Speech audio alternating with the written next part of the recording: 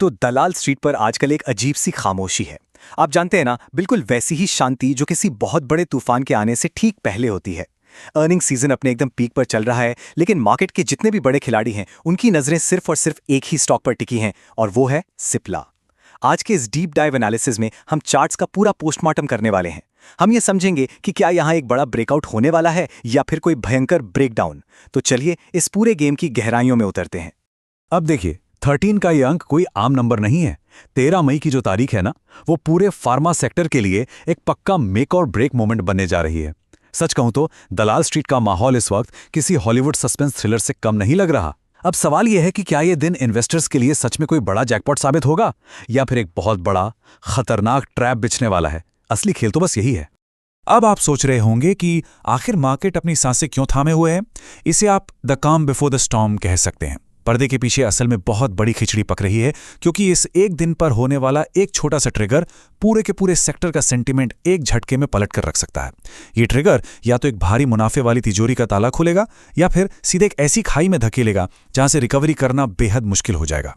खैर, macro picture को समझने के लिए हमें निफ्टी फार्मा की उस लक्ष्मण रेखा पर नजर डालनी होगी जो इस वक्त दांव पर लगी है। इंडेक्स अपने एकदम थ्रेशोल्ड पर आके खड़ा हो गया है, और यहां बात सिर्फ एक स्टॉक की नहीं हो रही है, बल्कि पूरे इंडेक्स की दिशा तय होने वाली है। निफ्टी फार्मा इस वक्त ऐसी कश्मकश में फंसा है जहां से 2000 पॉइंट्स का एक बहुत बड़ा रॉकेट मूव आ सकता है। जी हां, पूरे 2000 पॉइंट्स, ये कोई छोटा मोटा आंकड़ा नहीं है। ये इंडेक्स इस वक्त एक दबे हुए स्प्रिंग की तरह है। अगर हवा का रुख बदला और ट्रेंड लाइन टूटी तो एक जबरदस्त धमाका होना बिल्कुल तय है, और बाजार के बड़े खिलाड़ी ठीक यहीं पर अपनी पोजीशन सेट कर रहे हैं। हम सब जानते हैं कि बाजार में कभी कुछ एक सीधी लाइन में नहीं चलता। आर या पार की इस टक्कर में 23,200 से 23,500 का जो जोन है, वो एक सख्त बाउंड्री बन चुका है जिसे पार करना बिल्कुल आसान नहीं है। अगर बुल्स ने पूरा जोर लगाया और इंडेक्स 23,500 के ऊपर टिक गया तो आसमान बिल्कुल खुला है। समझ लीजिए, ब्रेकआउट एकदम कंफर्म। लेकिन अगर बेयर्स हावी हो गए और वहां से रिजेक्शन मिला तो इंडेक्स सीधा 21,200 की तरफ औंधे मुंह गिर सकता है। मतलब या तो सीधा अपर सर्किट की तैयारी या फिर पूरी तरह धराशायी।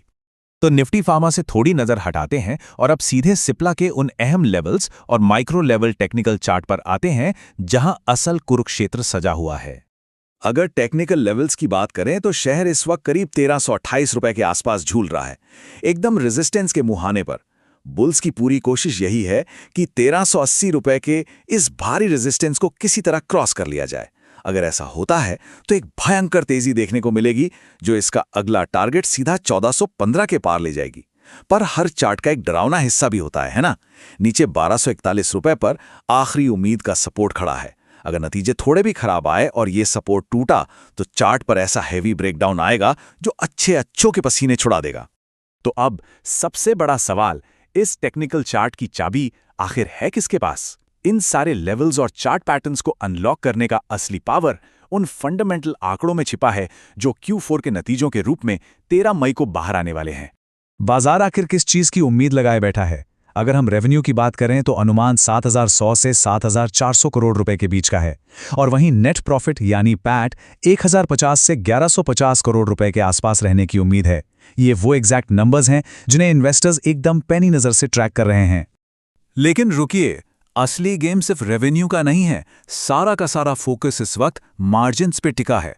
स्ट्रीट की सबसे तीखी नजर इस बात पर है कि क्या सिप्ला 23 से 24% के उस गोल्डन मार्जिन मार्क को हिट कर पाएगा। अगर मार्जिन्स इस रेंज में आ गए तो बस समझ लीजिए, बाजार में जश्न तय है। तो कैलकुलेशन बहुत ही सिंपल है। अगर Q4 के आंकड़ों ने बाजार के इन एस्टिमेट्स को बीट कर दिया तो ऊपर का वो सारा रेजिस्टेंस शीशे की तरह टूट जाएगा। लेकिन अगर नंबर्स ठंडे पड़ गए और अनुमानों से कम रह गए तो नीचे का वो क्रूशियल सपोर्ट स्नैप होने में जरा भी वक्त नहीं लगेगा। तो कुल मिलाकर ये आंकड़े ही आगे का पूरा रोड मैप तय करने वाले हैं। अब यहाँ एक बहुत ही लाजमी सवाल उठता है, आखिर इन भारी भरकम आंकड़ों और उम्मीदों के पीछे का बेस क्या है?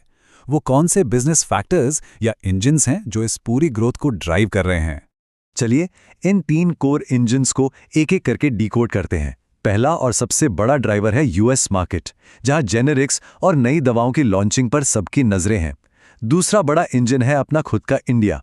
यहाँ रेस्पिरेटरी ड्रग्स यानी सांस से जुड़ी दवाओं की जो जबरदस्त डिमांड है, वो कंपनी को एक सॉलिड बेस दे रही है। और तीसरा स्टेप जो शायद सबसे बड़ा गेम चेंजर साबित हो सकता है वो है मैनेजमेंट की फ्यूचर गाइडेंस। इस फ्यूचर गाइडेंस में 26 से 28% का आंकड़ा सबसे ज्यादा अहम है। मैनेजमेंट ने FY27 के लिए एबिटा मार्जिन का ये बहुत ही एम्बिशियस टारगेट रखा है। और मजे की बात यह है कि यही वो एग्जैक्ट विजन है जो ये डिसाइड करेगा कि आने वाले समय में सिप्ला में नया फ्रेश पैसा आएगा या फिर बड़े इन्वेस्टर्स अपना लगाया हुआ पैसा भी चुपचाप बाहर निकाल लेंगे। तो अंत में सब कुछ उन्हीं आंकड़ों, उन्हीं टेक्निकल लेवल्स और उस एक अहम तारीख पर आकर टिक गया है। पूरे दलाल स्ट्रीट की हवा में बस एक ही सवाल तैर रहा है, क्या सिप्ला फाइनली अपने इस मल्टी मंथ रेजिस्टेंस को चकनाचूर कर पाएगा या फिर मार्केट के डर के आगे घुटने टेक देगा? 13 मई की उल्टी गिनती तो शुरू हो चुकी है। अब ब्रेकआउट का जश्न मनेगा या ब्रेकडाउन का डर हावी होगा? खैर, नतीजा चाहे जो भी निकले, इतना पक्का है कि आने वाले दिन किसी हाई वोल्टेज ड्रामे से बिल्कुल कम नहीं होने वाले।